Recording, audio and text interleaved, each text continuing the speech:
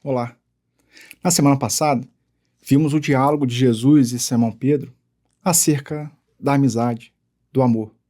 O capítulo 12 do livro Boa Nova fala de amor e renúncia. E a segunda parte da renúncia? Quando nós somos convidados a renunciar aos nossos amigos e familiares. Essa reflexão profunda está no capítulo 12 e fica o convite para nos acompanhar depois da vinheta.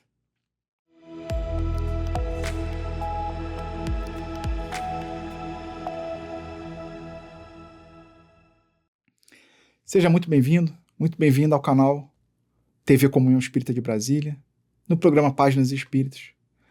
Momento em que a gente está trazendo leituras e reflexões deste livro, Boa Nova, que de autoria de Humberto de Campos, que foi recebido pelo médium Francisco Cândido Xavier. Todos os episódios anteriores estão aqui no canal. Existe uma playlist desse programa do Páginas Espíritas. Então, caso você não tenha visto os anteriores, fica o convite para você assistir, maratonar e acompanhar conosco, toda essa reflexão do livro Boa Nova. Na semana passada, nós começamos a leitura do capítulo 12, que trata do tema amor e renúncia. Simão Pedro questiona Jesus por que ele transformou água em vinho nas bodas de Caná e se aquilo ali poderia trazer problemas de embriaguez e diversos excessos por conta do vinho. Jesus, entretanto, traz a apresentação para Simão de que a alegria de servir um amigo, a alegria de estar junto em comunhão, é o que deve ser o nosso objetivo. Simão ainda está absorvendo essa informação. E aí o capítulo fala de amor e renúncia. E aí Simão vai trazer umas outras reflexões agora no contexto da renúncia. Jesus até alerta, que aquele vinho de Caná poderia se transformar em vinagre, e foi o que aconteceu, na sua crucificação, mas ainda assim Jesus ficaria muito feliz de ter executado a sua missão de trazer a boa nova. Simão Pedro, ante a argumentação consoladora e amiga do mestre, dissipou as suas derradeiras dúvidas enquanto a noite se apoderava do ambiente, ocultando o conjunto das coisas do seu leque imenso de sombras. Então o diálogo continuou conforme a noite foi avançando. Passou um tempo, muito tempo ainda não decorrera sobre essa conversação, quando o mestre em seus ensinos deixou perceber que todos os homens que não estivessem decididos a colocar o reino de Deus acima de pais e mães e irmãos terrestres não podiam ser seus discípulos. E aí deu um outro choque em Simão Pedro. Por quê? A fala de Jesus é: quem não colocar Deus acima da família, dos amigos, não será digno de ser discípulo de Jesus. E é algo que fica difícil, Acho que é uma das falas de Jesus mais desafiadoras para a gente internalizar. Tanto que Allan Kardec, no livro Evangelho segundo o Espiritismo, ele vai dedicar um capítulo, que é o capítulo 23, para refletir não só sobre esse ponto, mas outros tantos. Ele coloca o título Estranha Moral. E aí ele vai trazer reflexões de Jesus sobre odiar os pais, abandonar pai, mãe e filhos, deixar os mortos e cuidar de que os mortos enterrem seus mortos, não vim trazer a paz, mas a divisão. São alguns pontos que Kardec separa de ensinamento de Jesus e ele vai se aprofundar nesse capítulo 23 do Evangelho segundo o Espiritismo. O que a gente vai trazer aqui é esse convite, de essa reflexão que Jesus traz, sobre colocar o reino de Deus acima de pais e mães, e dos irmãos terrestres, dos amigos, de todos. E essa é a dúvida que Simão fica, e vamos ver como é que ele vai abordar Jesus e a resposta de Jesus para essa dúvida. No dia desses novos ensinamentos, terminados os labores evangélicos, o mesmo apóstolo interpelou o Senhor na penumbra de suas expressões indecisas. Mestre, como conciliar essas palavras tão duras com as vossas anteriores observações relativamente aos laços sagrados entre os que se estimam? Ou seja, no outro diálogo ele fala da importância, Jesus abordando a importância dos laços da amizade, de a gente se ofertar ao próximo, de ser útil na alegria de servir. E agora ele está falando que, olha, esse convite na percepção de Simão de romper os laços familiares, em prol de Deus, em prol da implementação do reino de Deus. E aí vamos ver, sem deixar transparecer nenhuma surpresa, olha só, não tinha surpresa para Jesus, né? Jesus se identificava no íntimo o que cada apóstolo estava sentindo, o que cada pessoa aqui que vai ser abordado, foi abordado e está sendo abordado no livro, estava sentindo no seu interior. Assim como na gente, no dia a dia, Jesus sabe o nosso desejo íntimo, Jesus sabe o que a gente de fato quer. E é aqui ele coloca, né, o Humberto de Campos, sem deixar transparecer nenhuma surpresa, Jesus esclareceu. Simão, a minha palavra não determina que o homem quebre os elos santos de sua vida. Então, aquela percepção, né, que Simão estava propondo. Então, você propôs de unir, agora você está propondo de quebrar o elo? E ele falou assim, não estou propondo isso. Antes, exalta os que tiverem a verdadeira fé, para colocar o poder de Deus acima de todas as coisas e de todos os seres da criação infinita. Ou seja, essa proposta, né, de abandonar os pais e os filhos, de amar a Deus sobre todas as coisas, não é rebaixar a família, né? A família continua aqui, ela tem a sua importância. Como Jesus falou assim, Jesus não se contradiz, ele não se contradizia, né, em seus ensinamentos. Então, assim, a família tem a sua importância, os amigos têm a sua importância. É colocar Deus acima, né? Então, não é rebaixar a família, é trazer Deus para o primeiro degrau. Se a gente for ali na tábua dos 10 mandamentos, né, é amar a Deus sobre todas as coisas. No mandamento maior, no resumo, Jesus volta a reforçar essa mensagem de amar a Deus sobre todas as coisas, né? Então, assim, Deus precisa estar em nosso primeiro pensamento no dia a dia. Jesus continua. Não continue o amor dos pais ou uma lembrança da bondade permanente de Deus. Então, aquele amor que a gente sente, né, dos pais, não necessariamente os pais biológicos, mas aqueles que a gente identifica como se fosse nosso pai, nossa mãe, aquelas pessoas que estão querendo nos ajudar, que estão querendo ofertar algo positivo para nós. Esse amor não é uma lembrança da bondade que é permanente de Deus? E eu frisei, né, porque a questão do amor, que não necessariamente é biológico, porque nem sempre a gente recebe do nosso pai, da nossa mãe biologicamente, o amor que a gente gostaria, né? Então, às vezes, a gente vai se identificar nessa figura de amor paterno e materno com outras pessoas. Ainda assim, né, ela pode ser impermanente, ora está de um jeito, ora está de outro, né? Mas aí Jesus fala assim, ó, esse amor que a gente recebe, né, que vem de uma figura paterna e materna, não é só uma lembrança da bondade que vem de Deus, que é permanente, ela é constante. Basta a gente se conectar. É uma pergunta que Jesus faz. Não representa o afeto dos filhos um suave perfume do coração?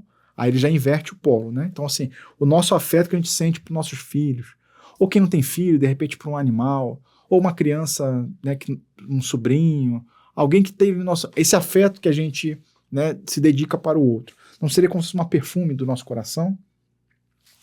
Eu tenho dado aos meus discípulos o título de amigos, por ser o maior de todos. Então, a mensagem que, inclusive, está registrada no Evangelho com João, de que Jesus não chamava mais não chamava de servos, mas sim de amigos, porque tudo que ele sabia de Deus, as informações que ele detinha, ele estava passando por eles. E dizia que esse título de amigos é o maior de todos. O Evangelho, continuou o mestre, estando o apóstolo a ouvi-lo atentamente, não pode condenar os laços de família. Então, essa proposta, né, de abandonar quem são meus pais, quem são meus irmãos, né, isso que ele está falando aqui de que quem não colocasse o reino de Deus acima de pais, mães e irmãos não poderia ser seus discípulos. Ele está dizendo assim, ó, isso não é condená-lo, não estou condenando o laço de família. Até que coloquei o exemplo, né? Então ele não está rebaixando a família. A família está aqui, tem a sua importância. Ela se mantém. Mas coloca acima deles o laço indestrutível da paternidade de Deus.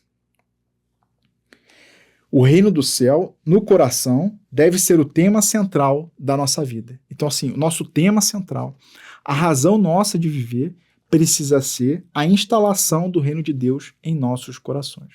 E essa mensagem, eu gosto sempre de frisar, ela está em diversos capítulos aqui do Boa Nova e arriscaria dizer que é a mensagem principal da Boa Nova, né, do Evangelho. É instalar o reino dos céus, né, no nosso coração. E aí você vai instalar o reino dos céus no seu coração, eu vou instalar no meu e assim sucessivamente. Então não é muito com o outro, né? A gente não precisa ficar tão preocupado com o que o outro está fazendo. A gente precisa ficar preocupado com o que a gente está fazendo. Tudo mais é acessório. A família no mundo está igualmente subordinada aos imperativos dessa edificação. Já pensaste, Pedro, no supremo sacrifício de renunciar? E aí ele começa a trazer a perspectiva da renúncia. E aí Jesus vai se aprofundar nessa perspectiva. Todos os homens sabem conservar, mas são raros os que sabem de privar-se. Na construção do reino de Deus, chega um instante de separação, que é necessário se saiba suportar com sincero desprendimento. E aí esse momento da separação coloca aqui como necessário. A gente pode pensar na desencarnação, né? Então todos nós vamos passar por esse momento de desprendimento, mas aí me veio na reflexão do capítulo uma analogia que Khalil Gibran faz, né? Sobre, principalmente com os nossos filhos, né? Que nós somos apenas o arco e nossos filhos são a flecha. A flecha não é feita para ficar no arco, ela é feita para ser lançada. E o arco, ele vai se esticar, ele vai se envergar o máximo possível para que a flecha possa ir o mais longe e atinja o seu objetivo. Então, esse sentimento, né, essa necessidade de desprendimento, ela permeia a nossa vida. E é algo que Jesus está trazendo para que Simão reflita, e essa reflexão para o nosso episódio de hoje. Essa separação não é apenas que se verifica pela morte do corpo. Muitas vezes proveitosa e providencial. Então ele está falando assim, não é só a desencarnação, mas também a das posições estimáveis do mundo. Então a gente vai ter que se desprender também. Então hoje eu estou numa posição no trabalho, por exemplo, é um estado, né? Então assim, eu não sou o cargo que eu ocupo, eu estou no cargo que eu ocupo. Eu não sou o chefe, eu estou como chefe. A gente ter essa perspectiva da transitoriedade da vida, né? É isso que Jesus está colocando, né, neste mundo. A família terrestre também é algo transitório. Então, assim, a família que a gente tem no dia a dia, ela está hoje, mas ela não vai ficar, porque vem a desencarnação, tem os casamentos, então os filhos saem de casa, a gente saiu de casa, né, dos nossos pais, e assim sucessivamente.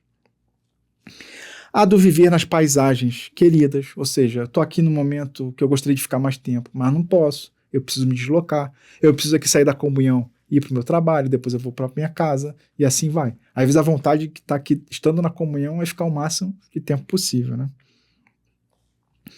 Ou então, de uma alma bem amada que preferiu ficar à distância entre as folhas venenosas de um dia. Então aqui Jesus coloca a situação de que, às vezes, uma pessoa amada escolheu ficar com flores venenosas e se desloca da gente. E a gente precisa aceitar este momento. Ah, Simão, com poucos sabem partir por algum tempo do lar tranquilo ou dos braços adorados de uma afeição por amor ao reino que é o tabernáculo da vida eterna. Então, assim, essa perspectiva da implementação do reino de Deus, às vezes a gente vai precisar se desdobrar. Um exemplo, ele colocou no parágrafo anterior, né, uma alma bem amada que opte por estar ali com flores venenosas, né? E a gente está ali focado em executar o evangelho, em criar esse reino dos céus dentro de nós.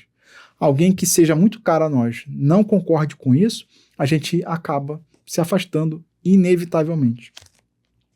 Com poucos saberão suportar a calúnia, o apodo, a indiferença, por desejarem permanecer dentro de suas criações individuais, cerrando os ouvidos à advertência dos céus para que se afastem tranquilamente. Aqui ele volta a abordar desse afastamento, mas é um afastamento tranquilo, é sereno, não é algo estupefado, de gritaria, isso é um absurdo, você não está vendo que você está fazendo coisa errada, não, é tranquilo, é uma saída serena, né? Então assim, quantos vão receber calúnia, gritaria, indiferença, então assim, do outro tá me vindo só coisa ruim, e quantos poucos conseguem, diante dessa situação, conseguir se renunciar e sair de forma serena. É isso que Jesus também está trazendo reflexão para Simão.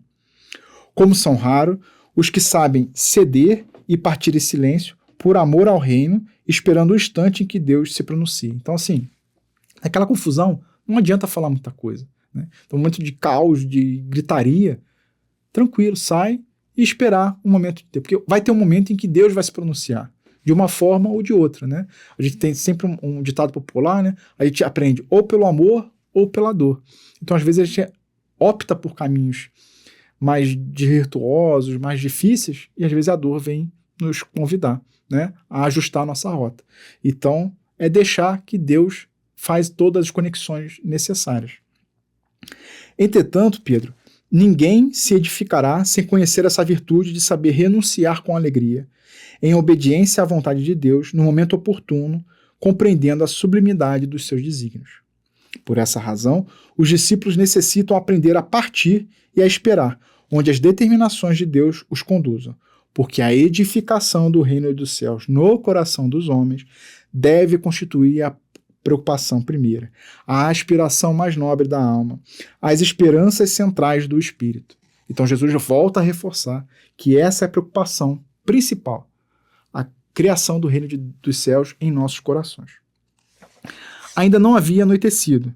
Jesus, porém, deu por concluídas as suas explicações, enquanto as mãos calosas do apóstolo passavam de leve sobre os olhos úmidos. Então, Simão estava emocionado, né, diante da narrativa de Jesus.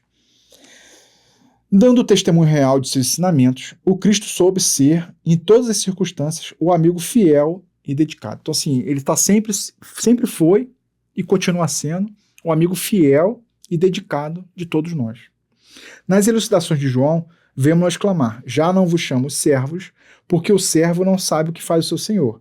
Tenho-vos chamado de amigos, porque vos revelei tudo quanto ouvi de meu Pai. Então, assim, Jesus é nosso amigo. Jesus se coloca na posição de amigo e nos vê como amigos.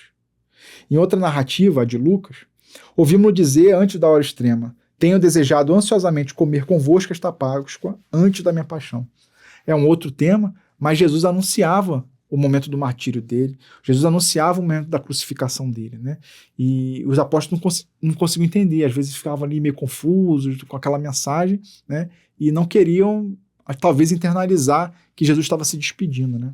Acho que a série The Chosen demonstra muito bem esses bastidores prévios, né, à crucificação e esse misto de confusão mental que os apóstolos estavam naquela época.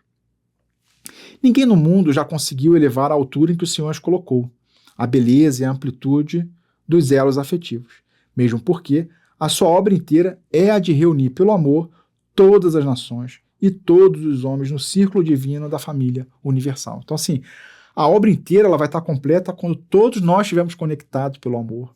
Não tem essas barreiras de nações, né? Tem a música do John Lennon, né? Que aborda isso, né? Imagine, né, todo mundo sem fronteiras, sem nações, algo de conexão.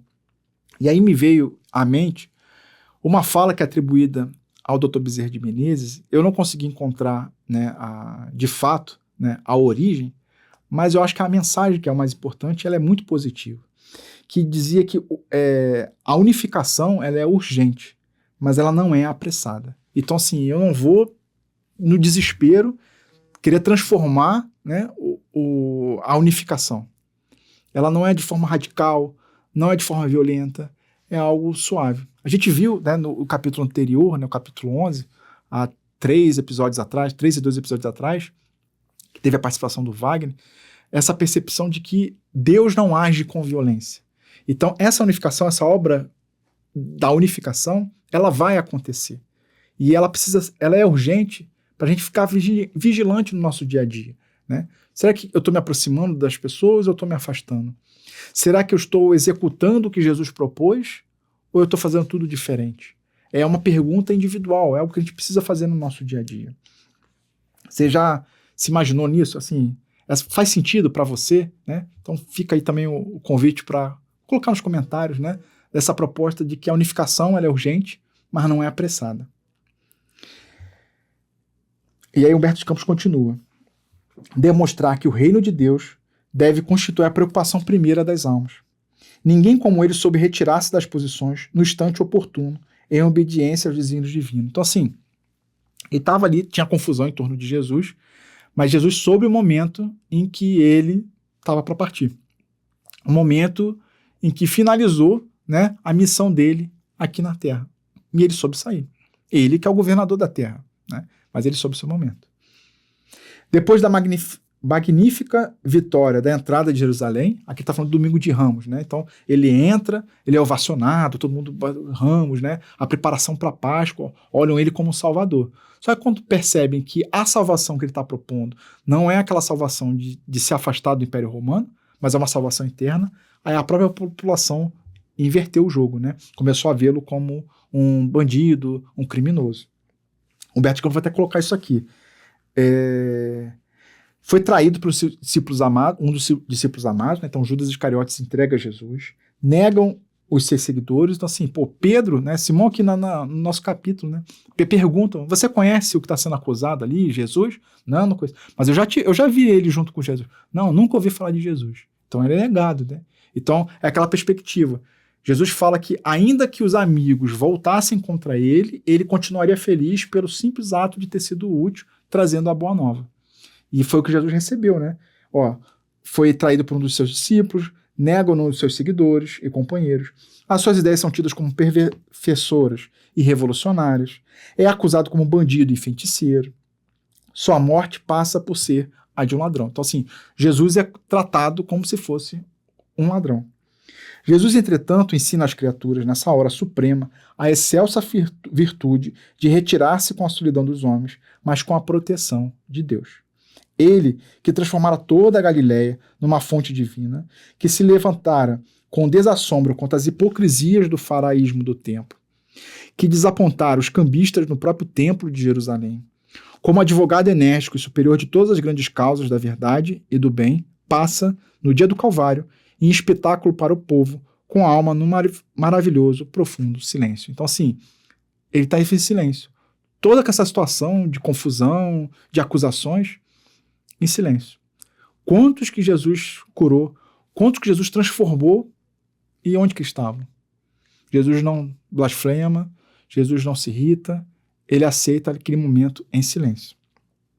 Sem proferir a mais leve acusação, caminha humilde, coroado de espinhos, sustendo nas mãos uma cana imunda à guisa de certo, vestindo uma túnica da ironia, sob as cusparadas dos populares exaltados, né, cuspiam em Jesus, de faces sangrentas e passos vacilantes, sob o peso da cruz, vilipendiando e submisso.